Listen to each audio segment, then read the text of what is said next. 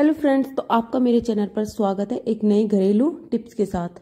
तो अगर आप एक महिला है तो चूड़ियाँ तो पहनती होंगी। तो कई बार ऐसा होता है कि जब हम इनको निकालते हैं पहनते हैं तो हमारे हाथ में चोट लग जाती है, या तो फिर हमें साबुन से उतारना पड़ता है या फिर हम ऑयल लगा के, क्योंकि इनसे मतलब ये टाइट होती है तो इनसे स्क्रैच जल्दी से आ जाता है जो बहुत दिन तक दर्द करता है। तो मैं बताती हूँ आपको एक छोटी सी टिप कि जिससे आप आसानी से अपनी चूड़ियों को उतार सकती है।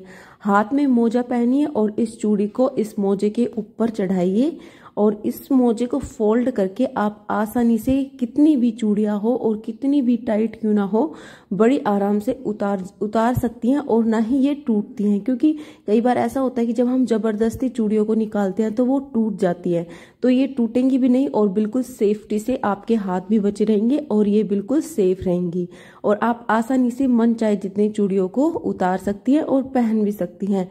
तो आपको ये टिप कैसी लगी वो मेरे को जरूर बताना। अब आते हैं हम सेकंड टिप पे कि ऐसा होता है कि जैसे जैसे हमारी उम्र बढ़ती है तो हमारी आई साइड होती है वो बिल्कुल वीक हो जाती है, और पहली जो हमें प्रॉब्लम होती है वो होती है सुई में धागा डालने की। तो मैं बताती हूँ कि एक ऐसी टिप कि आप जिससे आसानी से कितनी भी पतली और कितनी भी मोटी क्यों ना हो उसमें सुई में धागा डाल सकते हैं। बिल्कुल ही आसान टिप है जिससे आप क्या कोई भी आसानी से सुई डाल देगा। तो ऐसी प्लास्टिक वाली अगर फूल झाड़ू आप भी अपने घर में लाते हो तो उसका एक जो तार होता है वो निकाल दीजिए और इसको फोल्ड करके, जिस टाइप से मैं बता रही हूँ फोल्ड करके, और जो ये मैंने चाबी ली है ये चाबी आप वेस्ट वाली लीजिए, कोई ऐसी ना लीजिए कि जिससे आप काम करें, क्योंकि हमेशा के लिए हम यहाँ पे इसको चिपका रहे हैं कि जैसे कभी भी आप सुई में धागा डालें तो इस चाबी का आप यूज कर सकते हैं। तो इसलिए मैंने एक पुरानी चाबी ली है जिससे कि कोई भी हमारी नई चाबी वेस्ट ना हो। और इस तार को आप दो तरीके से फोल्ड करके और इस चाबी पे अच्छे से डबल साइडेड टेप से आप चिपका सकते हैं और ये काफ़ी टाइम तक इसी पे टिकी रहेगी। इसके बाद क्या करेंगे, आप जो सुई है उसमें इस तार को पिरोएंगे, क्योंकि ये तार होता है जो मोटा होता है, धागा थोड़ा पतला होता है जिसकी वजह से हमें नहीं दिखाई देता और इससे ये हमें आसानी से दिखाई भी दे रहा है।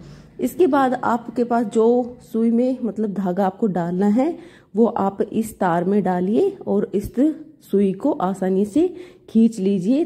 बड़ी झटपट से आपका जो धागा है वो सुई में पिरो जाएगा। तो आपको ये टिप कैसी लगी वो जरूर बताना, और आपका धागा सुई में डल चुका है बड़ी आसान तरीके से।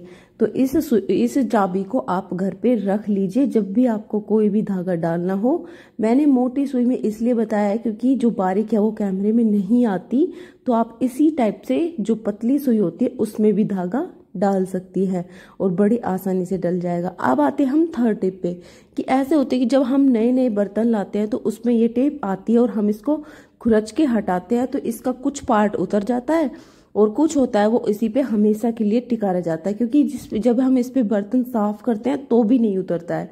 तो मैं बताती हूँ एक आसान टिप जिससे आप इसको बड़ी चटपट से उतार सकते हैं।